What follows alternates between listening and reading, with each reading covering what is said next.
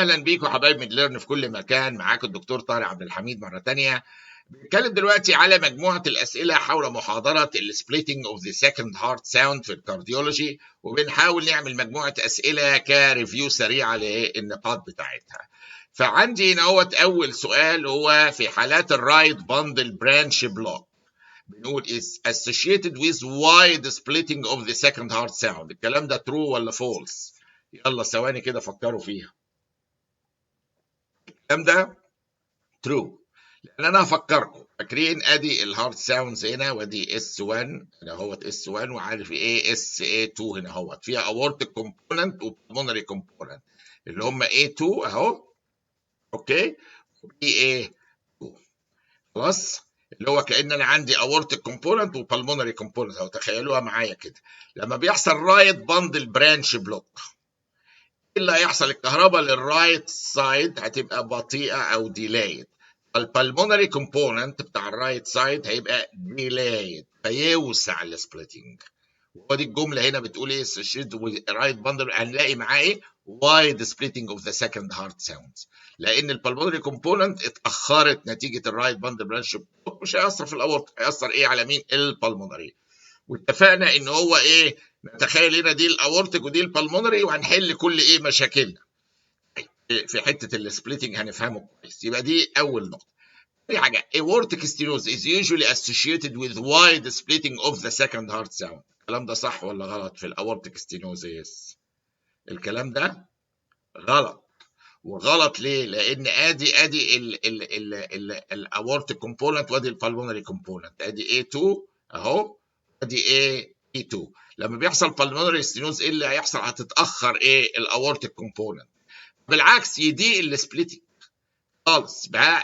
هو مش جاي بدري هنا اهوت، لا لا لا خالص، ده هو في ديلي هنا اهوت في الاورتيك ستينوزيس. الليفت فنتريكل بياخد وقت، ليت سي ده الاورتيك اهو، ده البلمونري، الليفت فنتريكل اخد وقت فبيحصل نارو سبليتنج. وساعات الاي 2 تيجي بعد ايه؟ اي 2 اللي هو ريفرسد سبليتنج، واللي بيعمل حاجه اسمها بارادوكسيكال سبليتنج، وشرحناها بالتفصيل في محاضره السبليتنج. فاللي هو مع النفس بدل ما البي 2 لما بتتحرك كده بيبقى وايدند السبليتنج، لا هنا اللي هو لما البي 2 الاورتيك تيجي بعدها الديلي ده يخليه نارو سبليتنج، ايه مش وايدند، فيسموها بارادوكسيكال سبليتنج اوف ذا سكند هارت ساوند. بس بقى علينا خلينا في الاورتيك ستينوز، ادي الاي 2 وادي البي 2 حفظناهم اهم. الاورتيك ستينوز بياخد وقت جامد جدا عقبال ما ايه بيعزق ضد الاورتيك فال، بيتاخر كده اهوت الاورتيك كومبوننت. بص تلاقي ايه بقى؟ نارو سبليتنج او ايفن ريفرسد، مش وايد سبليتنج اتول. انا هنا بقول اورتيك كومبوننت معاه وايد سبليتنج، طبعا دي غلط مليون في المية. طيب mitral regurg او mitral incompetence okay is typically associated with narrow splitting of the second heart sound. الكلام ده صح ولا غلط؟ بصوا بقى عشان نفهمها دي، احنا اتفقنا اهو، ادي الاورتيك كومبوننت اهو، وادي البلمونري كومبوننت، صح؟ يعني ادي A2 اهو، انا عاملها تحت هنا اهوت، هنا اهوت A2 وادي P2 هنا اهوت، خلاص. طب ايه اللي حاصل لما يبقى في عندي مايترال ريجيرش؟ انا هرسم الايه الهارت هنا اهوت كده، وايه ونعمل مايترال ريجيرش كده مع بعض، خلاص. المايترال ريجيرش كميه الدم اللي هنا عاوزكم تتخيلوها كده، بدل ما هتتضخ تاخد وقت معين عقبال ما تتضخ ويخلص البلاد في الليفت فنتركل وخلاص، وتبدا كارديك سايكل ثانيه، الكميه دي بتتوزع في اتجاهين في ان واحد، ما هو في مايترال ريجيرش او انكومبتنس، الكميه بتخلص بسرعه جدا. فالاي 2 دي اللي هي الاورتيك بتاع الاورتيك كومبوننت اهو، اللي هو جاي من ايه؟ من هنا، بتخلص بسرعه، تيجي بدري، قوم يحصل ايه في السبليتنج؟ يوسع السبليتنج مع المايترال ريجيرش، مع انه ملوش علاقه بالاورتيك ولا البلمونري، بس بيوسع السبليتنج لان الاورتيك بتيجي بدري. ليه بتيجي بدري؟ لان البلاد اللي في الليفت فنتركل بقى عنده سكتين في ثواني يكون خالص من جوه الفنتركل وخلصت الكاردياك سايكل، غير خالص بقى لو هو ده مقفول تمام بيقعد وقت، واخد وقته بقى عقبال ما يعدي في الاورتيك فالف. فهنا الجمله mitral incompetence is typically associated with narrow splitting، لا معاها وايد سبليتنج، لان البلاد بيخلص بسرعه من الليفت فنتركل، يقوم يجي الاورتيك كومبوننت ايرلير، بص تلاقي ايه حصل له ايه؟ wide a splitting of the second a heart sound. ولذا الإجابة هنا إن الميترال انكومبتنس معاه نارو سبليتنج، دي إجابة إيه؟ خطأ. معاه وايد سبليتنج. الميترال ريجيرج معاها وايد سبليتنج في S2. طيب الليفت باندل برانش بلوك is typically associated with wide splitting of the second heart sound. خلاص نعملها تاني بالمثل بتاعنا. ادي الاورتيك والبلمونري. الاورتيك هنا اهوت لو في انا عندي ايه ليفت باندل برانش بلوك هيبقى ديلايد. لما يبقى ديلايد يحصل نارو سبليتنج مش وايد سبليتنج. ولذا الاجابه هنا من غير تفكير من غير ما حد غلط. وانا بقول انه معاه وايد سبليتنج الليفت باندل برانش بلوك. فانا عندي لو اورتيك وبالمونري اهم، ادي الاورتيك وادي البالمونري. لو عندي رايت باندل برانش بلوك خدوا بالكم ديلي في الكهرباء بتاع الرايت بتاع البالمونري يبقى وايد سبليتنج. لو عندي ليفت باندل برانش بلوك هيحصل ديلي في الليفت في الاورتيك كومبوننت يبقى ديلي الكهرباء بتاعته هيحصل نارو سبليتنج مش وايد سبليتنج. This is so important. حطوا كده الصباعين اورتيك بالمونري. والله عندي باندل برانش الرايت سايد هات وايدن سبليتنج، في الليفت سايد نارو سبليتنج وهكذا. طيب عندي نوع سؤال appearance of wide splitting in a case of pulmonary hypertension suggest the presence of associated right ventricular failure. كلام كبير قوي بس هو سهل يعني. appearance of a wide splitting يعني بدل ما هي كده ولقيناه وايد في البلمونري hypertension. In case of pulmonary hypertension, this suggests the presence of associated a right ventricular failure. الكلام ده صح ولا غلط؟ انا فكروا برضو كده قبل ما نستشف. الكلام ده صح. ايه الفكره؟ انا عندي اورتيك كومبوننت اتفقنا اهو ماشي، ولو عندي علامه هنا حمراء كانت هتبقى ممتازه، واحده زرقاء هنا. إيه؟ لو هي هنا اهوت الاورتيك وادي البلمونري ايه كومبوننت. لو انا عندي pulmonary hypertension في الوضع العادي البريشر هو ايه اللي بيقفل الفالف؟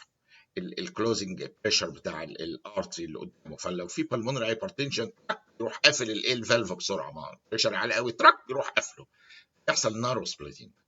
النورمالي في حالات والوضع الطبيعي بلاش نورمالي حالات البلمونري هايبرتنشن اللي بيروح قافل الضرفه الباب بسرعه تيجي ايه نارو سبليتنج. واحنا قلنا ده اورتيك ده بالمونري اهو نارو سبليتنج ده تيبيكال اوف بالمونري هايبرتنشن. لما بقى الهايبرتنشن يؤثر على الرايت سايد اوف ذا هارت ويحصل رايت فنتريكولار فيلير، الرايت سايد خلاص بقى تعب ودخل في فيلير. يا عيني المسكين يقعد ساعه قبل ما يضخ البلد، ساعه حرفيا يعني يقعد مده قبل ما يضخ الدم. تلاقي البلمونري كومبوننت خلاص بقى مهكع بقى يبقى ديلي وبتلاقيه بقى وايدن. انا يوم ما الاقي وايد سبليتنج حالات بالمونري هايبرتنشن المفروض كان يبقى نارو في البالمونري هايبرتنشن، لما الاقيه وايد يبقى في رايت فنتريكولار فيرير حاصله على طول ايه في تشخيصها كده. دي من الحاجات الجميله في موضوع الكارديك سبليتنج او السبليتنج بتاع السكند هارت ساوند. ارجعوا راجعوا الموضوع كامل، وفي محاضره قصيره له في الكويك ريفيو بتاعتنا كلها كورسات كامله 50 فيديو كارديولوجي. بس دوسوا كلمه بودكاست زي ما قلت لكم وهتلاقوا الكورسات اتفتحت فيديوهات وبودكاست وبترصعها قدامكم بمنتهى السلاسه.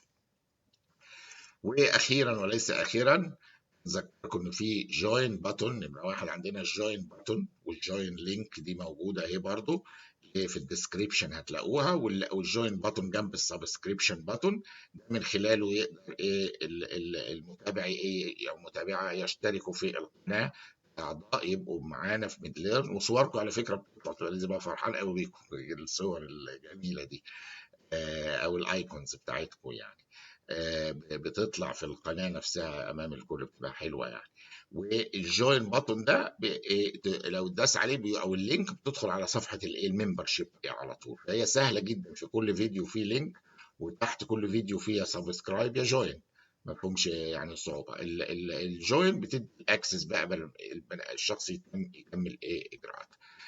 تاني حاجه ان لما بندخل على القناه ميدليرن عندنا في اليوتيوب بنلاقي في كلمه فيديوز وكلمه بلاي ليست اللي هي فيديوهات مش عارف قائمه التشغيل باين بالعربي، وبرده كلمه البودكاست مكتوبه برده بالعربي. ندوس على بودكاست سواء عربي ولا انجليزي هتبصوا تلاقوا طلع لكم الكورسات كلها بتاعت ميدليرمن، دي جزء بس من الكورسات اللي انا عرضه لكم. انزلوا بقى تحت وشوفوا كل ما تتخيلوه ما لا تتخيلوه صراحه. دوسوا على اي كورس من دول، تلاقوا الفيديوهات بتاعته كلها موجوده تحت. فسهله جدا الاكسس دلوقتي، كان زمان الامور معقده، دلوقتي بقت ايه سلسه، وانا عامل لكم الصور دي بنفسي عشان تبقى سهله جدا ليكم في الاستخدام يعني. ثالث حاجه، الكتب الطبية ولله الحمد أصبحت متاحة، مطبوعة ملونة جميلة جدا من طباعة ونشر توزيع مؤسسة الأهرام المعروفة، ومن خلال التليفون ده وواتساب برضه ممكن الاتصال بيهم، وسهل أوي الاتصال بيهم، بيبعتوها لكم لأي مكان في العالم واقعيا، في مصر داخل مصر بيبعتوها على طول. الدول العربية برضه يعني سريعة جدا، الأوروبية، أمريكا. بس تواصلوا معاهم، اللي يحب يعني يتابع المذكرات الطبية في شرح أمراض البطنة مع الفيديوهات، موجودة الكتب دلوقتي وحجمها مناسب، تاخدوه في أي حتة تتفرجوا عليه، جميلة جدا. دي حاجة. وفي كتابين برشحهم لكم يعني من غير البطنة العادية، اللي هي كتابين كلينيكال دايجنوسيس، ده من أجمل ما يمكن الأسئلة اللي بتتسأل للعيانين، جنب وموجود الفيديوهات بتاعته عندنا في كورس مكمل على فكرة. تقدروا تشوفوها كمان. وهو جميل قوي في ايه، ان هو يعلمنا ازاي بيت سايد دايجنوز، اللي هو وانا قاعد جنب العيان، ها ازاي انا اسال كام سؤال اكون خلاص واصل لفكره عامه من كام 3 4 اسئله كده، اكون مدي تصور انا هتجه في انهي اتجاه. لان لو اتجهت غلط دي مشكله، ولو ما اعرفش ما عنديش اتجاه هتعب العيان جدا، واتعب نفسي في مليون تعليل، وهيبقى تكلفه على العيان وارهاق الى اخره. دي من خلال اسئله فقط وشويه حاجات بسيطه تبقى ايه. والكتاب ده لذيذ جدا وهيعجبكم قوي، وفي ميديكال ثيرابيوتكس جديد من احلى ما يمكن. فاهلا بيكم معانا دائما، واتشرف بكم دائما، يا اهلا يعني.